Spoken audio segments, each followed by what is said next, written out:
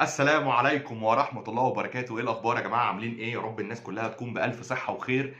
النهاردة هنتكلم عن موضوع أنا متحمس جدا جدا جدا ليه بكل ما تحمله الكلمة من معنى. ليه؟ الفيديو اللي فات أنا وعدتك في الخوف من المستقبل، عرفتك الأسباب واتفقت معاك إن أهم حاجة في علاج المرض هو معرفة سبب المرض ايه أصلا. تمام كده؟ النهاردة بقى هنعرف علاج الاسباب. احنا المره اللي فاتت اتكلمنا في 6 نقط، يمكن هم اهم 6 نقط بيخلوا البني ادم طول الوقت عنده خوف من المستقبل.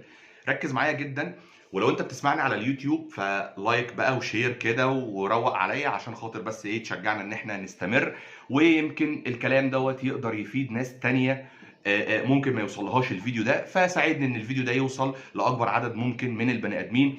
ويلا بينا نبدا الفيديو ده. زي ما عودتك احنا بنتكلم دايما في نقط كده بنقسمها مع بعض، وبنبدا ان احنا ايه نطبقها واحده واحده في حياتنا، بحيث ان احنا نعلى جدا جدا بالصحه النفسيه بتاعتنا ونكون افضل وبنشتغل وبنكون منتجين اكتر واكتر. فالنهارده انا هتكلم معاك عن 7 نقط. تمام كده؟ ال7 نقط دول ان شاء الله اوعدك لو طبقتهم وركزت فيهم جدا وكتبتهم، انت مش هيكون عندك خوف من المستقبل تاني. تراست مي، انا بوعدك بالكلام ده. تمام؟ اول نقطه وخلينا ندخل في الموضوع، وهي تطوير مهارات التحكم مع الضغوط.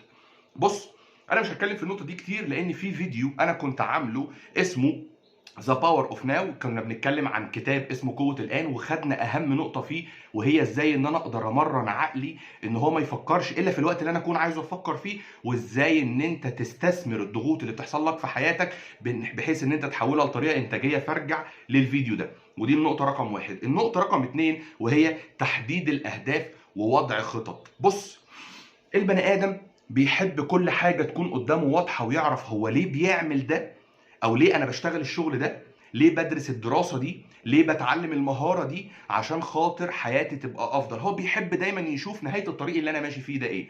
خلينا اديك مثال. النور لما بيقطع عندك مثلا، انت بتقوم جري تنور اي حاجة تنور لك، مع العلم انت طول الوقت عارف ايه اللي موجود في الاوضه اللي انت ممكن تكون قاعد فيها لما النور قطع، ولكن احنا طول الوقت بنحب نشوف الحاجه اللي حوالينا.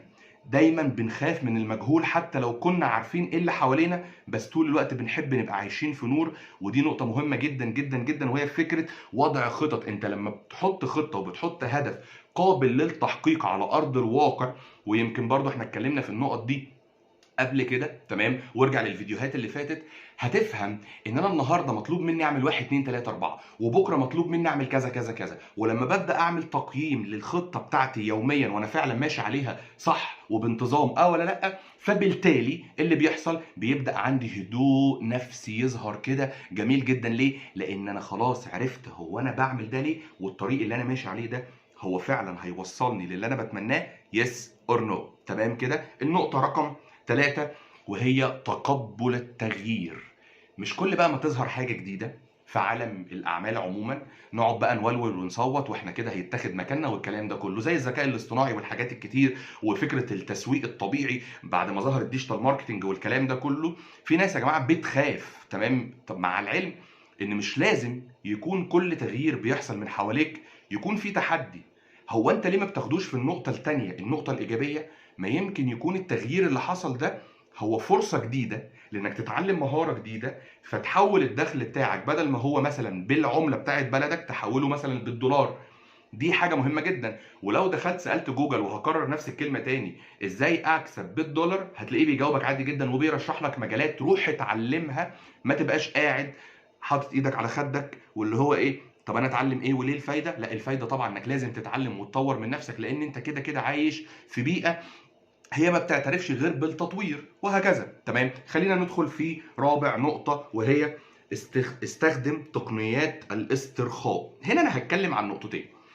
دايما الجماعة اللي بيقعدوا يكلمونا عن الاسترخاء والتأمل والمديتيشن والحاجات اللي هي بتحس ان هي كبيرة قوي دي وحاجات مرفهة.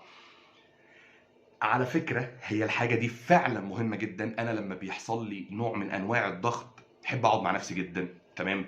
بقوم اصلي لان احنا في الاول في الاخر مسلمين الحمد لله رب العالمين. فالصلاه من ضمن اكتر واهم الاساليب اللي موجوده في الحياه، اللي حرفيا بتشيل عننا الضغوط اللي موجوده.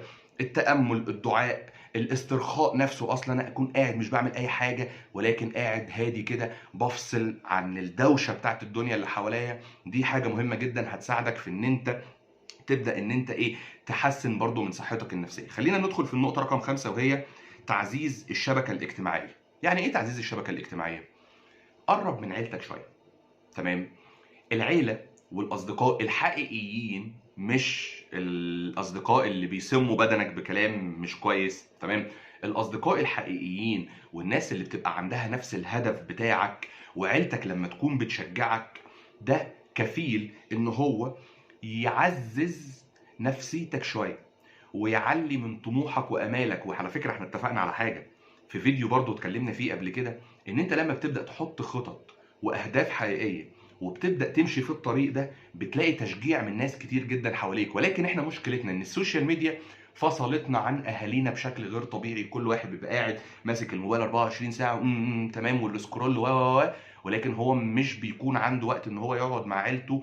ويمكن كنا اتكلمنا قبل كده ان في دراسه حصلت في جامعه كولومبيا ان الاطفال اللي بتبدا تحضر من 4 ل5 مرات عشاء في الاسبوع مع الوالد والوالده، بتبقى صحتهم النفسيه اقوى. ليه؟ لان الناس دي طول الوقت تبقى حاسه بسند. صدقني احنا مش جايين نعيش في الدنيا لوحدنا. تمام كده؟ ربنا سبحانه وتعالى بيقول وجعلناكم شعوبا وقبائل لتعارفوا. تمام؟ يعني ايه؟ يعني الكلام ده مهم جدا، ان انت تكون بتقرب من اهلك ومن اصدقائك وبتكون علاقات بتعزز الشبكه الاجتماعيه بتاعتك. كل ما الشبكه الاجتماعيه بتاعتك بتوسع، كل ما بيكون عندك حلول لحاجات كتير جدا. ويمكن انا النهارده حصل معايا موقف. تمام؟ جات لي مسج انا مش فاهم المعنى بتاعها بالظبط.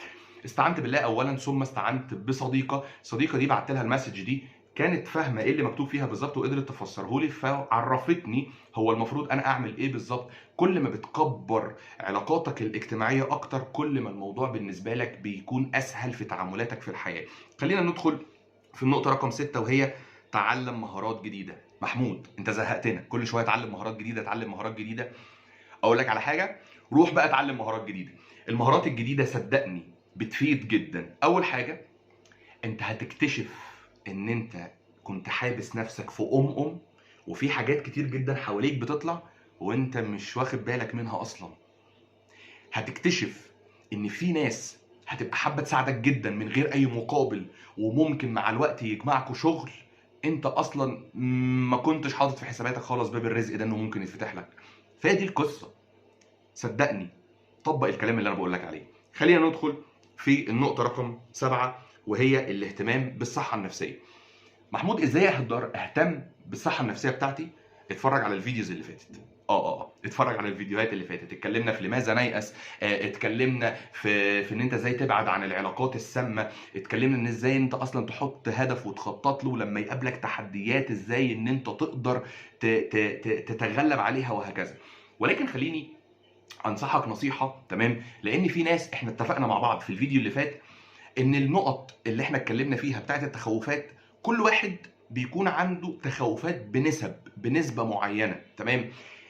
في من ضمن التخوفات برضو اللي بتيجي للناس فكرة الخوف من الكوارث والأحداث السياسية عارف في حديث عن النبي عليه الصلاة والسلام جميل جدا جدا، كان بيتكلم فيه عن ان اخر الزمان هيغزو في جيش هيبقى عايز يغزو الكعبة. واحنا عارفين ان ربنا سبحانه وتعالى شرف مكة والمدينة دونا عن اي بلد تانية. تمام؟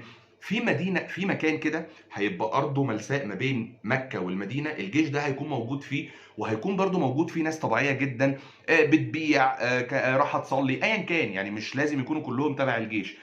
الناس دي هيخسف بيهم الارض. فالسيدة عائشة استغربت وقالت له يا رسول الله، هل كل الناس اللي موجودين حتى اللي ما كانوش رايحين يغزوا الكعبة هيخسف بيهم الارض؟ قال لها ولكن كل واحد هيبعث على نيته. إن كان خيرا فخير، وإن كان شرا فشر. عشان كده انت لازم طول الوقت تكون مهتم بان تكون نيتك كويسة عشان تستقبل اي بلاء لا قدر الله بنفس راضية، وانت عارف ان انت بترضي ربنا سبحانه وتعالى. وبعدين انا عايز اضيف حاجة، لازم تفتكر وتفهم ان الله لا يكلف نفسا الا وسعها. ربنا مش هيبعت لك تحدي الا لو انت قادر عليه. فكل ما خبرتك بتكبر كل ما التحدي ممكن يكبر، ولكن ساعتها انت كان عندك الخبرة الكافية في انك انت تقوم